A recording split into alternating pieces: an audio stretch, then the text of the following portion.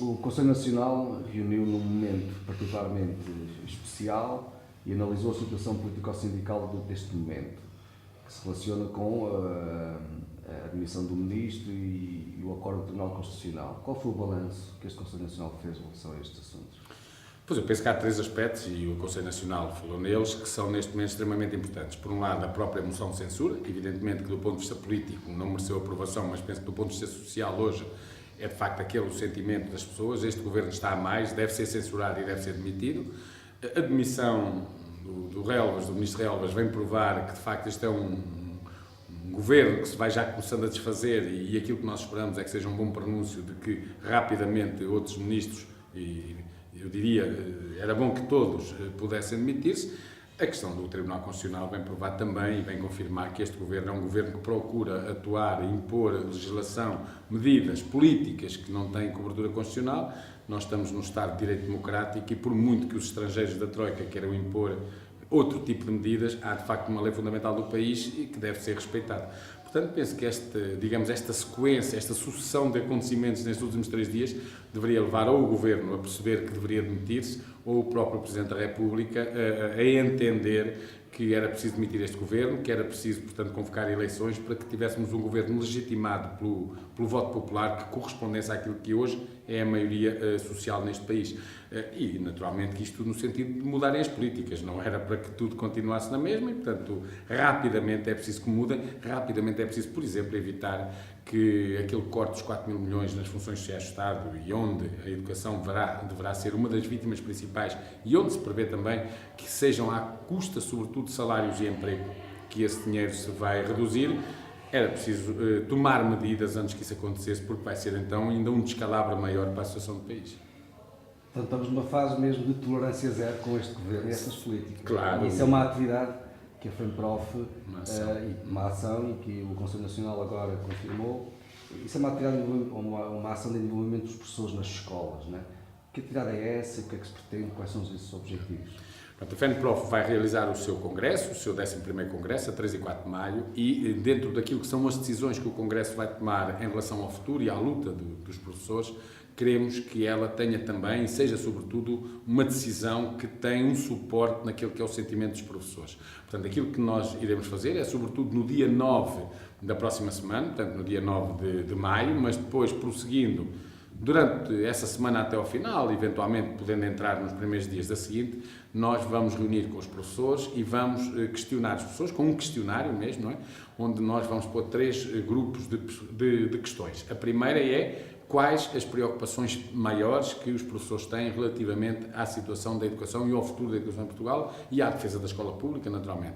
Um segundo, quais são os objetivos principais que os professores consideram que devem ser motivo da sua ação e da sua luta. E, em terceiro lugar, que lutas é que estão disponíveis para realizar e para levar por diante até final do ano, e depois aquilo que for, digamos, o sentimento e as respostas, no fundo, dos professores, e isto serão questionados professores sindicalizados, não sindicalizados, todos os que participam nas reuniões ou mesmo não participando queiram preencher e contribuir para os resultados finais deste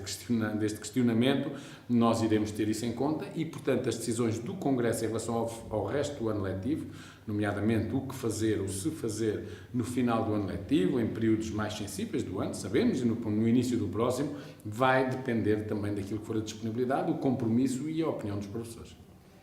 Também vai ser proposto ao Congresso, na reunião magna da FEMPROF, uma campanha de defesa da escola pública, que tem sido tanto vilipendiada por este governo. Essa campanha envolve o país todo, é em defesa da escola pública. Que traços gerais é que já podes avançar? Portanto, vamos propor ao Congresso, é evidente que o Congresso vai ser soberano na decisão, mas nós pensamos que neste momento, como nunca, de facto, a escola pública corre sérios riscos. Tem a ver com o subfinanciamento que está a ser alvo há muitos anos, tem a ver com a redução brutal, violentíssima do número de professores, o que está a levar com que muitas escolas abandonem projetos fundamentais no âmbito do combate ao insucesso e do combate ao abandono escolar e, portanto, aquilo que nós pensamos é que antes que ela seja desvirtuada, antes que a matriz democrática da escola seja alterada, antes que a própria Constituição da República seja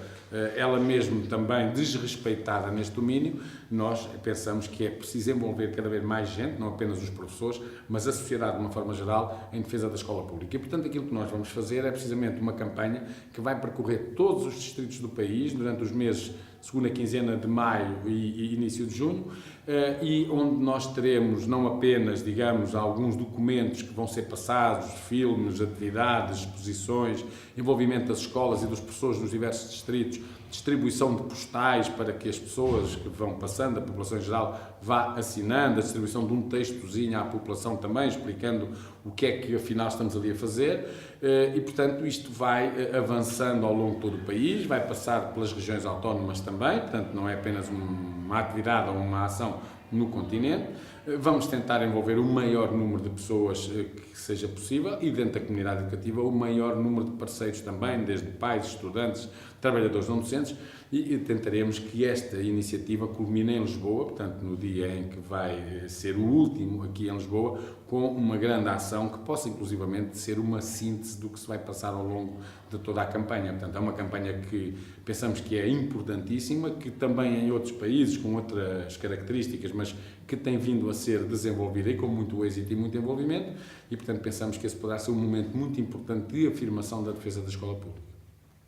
Este ano também é um ano particularmente especial para a vida dos professores. Há uma situação que sempre preocupa, que é o concurso de docentes, não é? Este ano, em princípio, vai ser aberto, não é? Como é que tem sido essa relação ou negociação, se ela que existe, entre a FEMPROF e o Ministério da Educação e essa alteração a estes normativos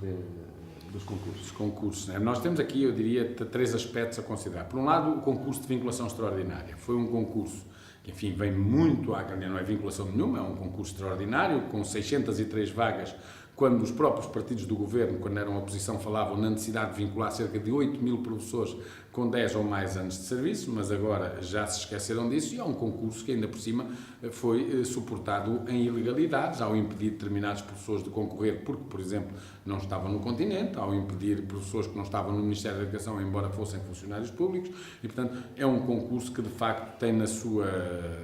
logo na sua origem algumas ilegalidades e que neste momento até estão em tribunal ainda por decidir alguns aspectos. Depois, e portanto não se sabe como é que vai concluir este processo. Depois temos o concurso normal, diria o quadrienal, que este ano se deve realizar. As expectativas são muito baixas, isto é, nós sabemos que ele se realiza, mas também todos temos a certeza que ele servirá essencialmente para o Ministério encerrar lugares, para o Ministério concretizar ou formalizar aquilo que é a extinção de lugares que tem vindo a acontecer nos últimos anos de uma forma brutal e que decorrem dos mega-agrupamentos, das alterações curriculares, tudo aquilo que tem do aumento dos alunos por turma, portanto, tudo isso vai agora desembocar neste concurso, ou seja, nós olharemos para aquele aviso de abertura e quando chegarmos ao anexo das escolas com as vagas, nós teremos mais vagas negativas que positivas, mas de uma forma incomparavelmente maior. Portanto, é um concurso que nos preocupa, não queremos que ele deixe de se realizar, não é isso que queremos. Agora, as expectativas que alguns professores possam ter serão rapidamente,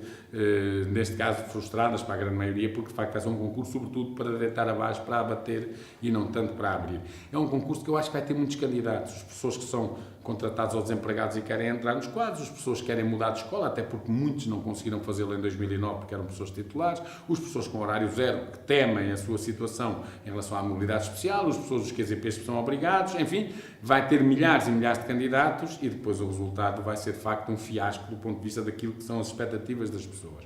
Por fim, esta negociação agora relativamente à situação dos quadros de zona pedagógica, é dizer que o que aconteceu foi uma coisa absolutamente inaceitável e nunca vista, digamos, nos últimos anos no que tem a ver com a negociação. Ou seja, o Ministério da Educação convocou uma reunião em 2 partes, tal como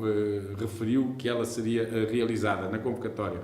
para 20 e 22 de março, para a apresentação das suas propostas relativamente à alteração dos quadros de zona pedagógica. E agora falta a primeira reunião, ponto único esse. E agora era suposto haver a segunda reunião, que era a apresentação da opinião, da posição dos sindicatos, do parecer, para poder então, com acordo ou sem ele, não importa, mas poder então chegar-se a uma conclusão final.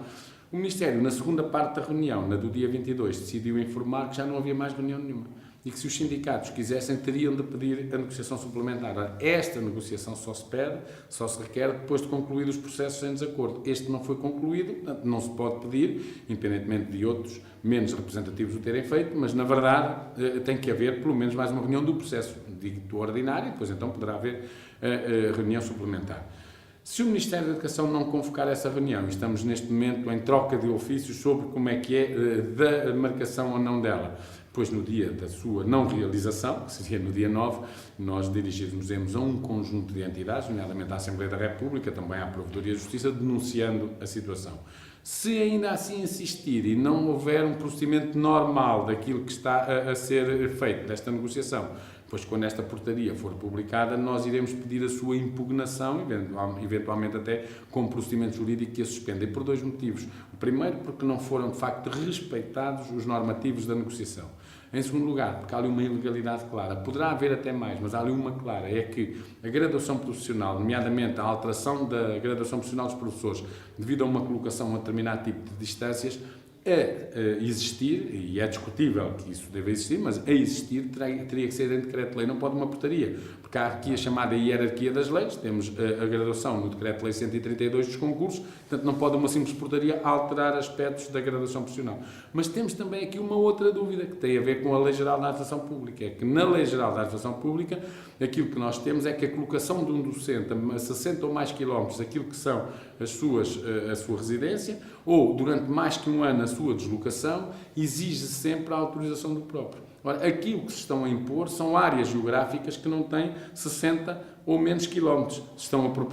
São 60 e muito mais quilómetros, chegam a atingir quase os 400 quilómetros, e em que há aqui uma compulsividade na colocação da pessoa, ou seja, é obrigada a concorrer para aí. E, portanto, isto é, digamos, uma legislação de exceção extremamente negativa, muito mais negativa do que, por exemplo, no regime geral da função pública, e com uma ameaça ainda por cima, que é, se as pessoas não o fizerem, se não arriscarem, se não forem, temos aí a mobilidade especial, que hoje é aí abanada por tudo o que é lado, um espantalho que vai sendo agitado sobre as pessoas e que está a criar um clima de grande temor, e as pessoas quase a prescindirem de direitos que têm para se sujeitarem a qualquer coisa em nome do emprego. Isto não pode ser assim e, portanto, nós iremos, obviamente, apresentar esta queixa caso o Ministério mantenha a sua atitude absolutamente arrogante e prepotente de não querer respeitar a lei da negociação. Um dos assuntos debatidos neste Conselho Nacional, pelos conselheiros também, foi a preocupação que vem no início dos exames do primeiro ciclo, que este ano se vão estrear com o Nuno Crato, não é? Qual é a posição que saiu aqui do Conselho Nacional, da FENPROF, sobre este assunto? Eu penso que nós estamos claramente numa questão de opção ideológica, ou seja, não apenas a introdução ou reintrodução de exames no 4º ano de escolaridade, mas até a formalidade com que eles estão a ser feitos e, portanto, a deslocação das crianças para as escolas sede, a impossibilidade de ser os seus professores ou professores até do primeiro ciclo a acompanhá-los, mostra bem que se quer dar aqui um formalismo e recuperando aquilo que era, digamos, a forma de fazer os exames no tempo da outra senhora, e, portanto, isso está ali absolutamente latente. Mas, para além do mais, aquilo que nós percebemos e sentimos aqui é que não tem nenhum sentido no modelo de avaliação que é continuado em crianças desta idade, e até é discutível de outras, mas estamos agora a falar desta idade, submetê-las a exames. Portanto, não é, com certeza, e muito menos aquilo que o Ministério quer fazer, que é os alunos que tiverem insucesso nesta primeira vão ter a possibilidade de a repetir como se aquilo que não foi possível conseguir ao longo de 4 anos, em 15 dias fosse alcançado. Portanto, isto é, digamos, já uma mentira, por um lado, estes exames, não é através dos exames que a qualidade se garante, é através das condições de trabalho nas escolas, e o Ministério acabou de as degradar quando aumentou o número de alunos por turma, e no plano pedagógico é uma coisa absolutamente rejeitável, para além também, como disse, toda a formalidade e do afastamento dos professores do primeiro ciclo, como se fossem incapazes ou incompetentes de acompanhar os seus alunos. Para além disso, ainda com situações de alunos do 4º ano de escolaridade, crianças, portanto, que afastadas dos percursos normais curriculares, vão inclusivamente ter de pagar para fazer os seus exames, quer dizer, um negócio ainda por cima montado à custa disso. Isto é um absurdo, isto é uma coisa sem nenhum sentido, mostra bem o pensamento que Nuno Crato tem em relação à educação, que é, de facto, um pensamento que Portugal também já teve quem pensasse assim, mas viu-se livre desse tipo de pensamento e de pensadores já há muitos anos, 37 anos. Seja como for, aquilo que nós vamos é tomar uma posição na segunda-feira e dizer que discordamos e procurar que os professores também eles rejeitem e também eles se envolvam no combate a este tipo de sistema de avaliação e de ensino que se quer colocar em Portugal. Mas sobre isto e outras matérias, só concluir e dizer que a FENPROF, também sobre esta matéria, mas não apenas, sobre tudo o que tem a ver com a educação, no seu congresso a 3 e 4 de maio, realizado aqui em Lisboa, vai precisamente avançar no sentido de que os delegados presentes, 650 que vão estar, 500 eleitos diretamente nas escolas, venham a aprovar aquilo que vão ser as posições políticas, as posições em relação aos aspectos pedagógicos, laborais, sociais, tudo o que tem a ver com o funcionamento do sistema das escolas públicas. É nesse congresso e, portanto, acho que vai ser um momento importantíssimo para a FENPROF e para os professores na definição do futuro desta organização e também já agora no futuro dos professores enquanto profissionais de educação.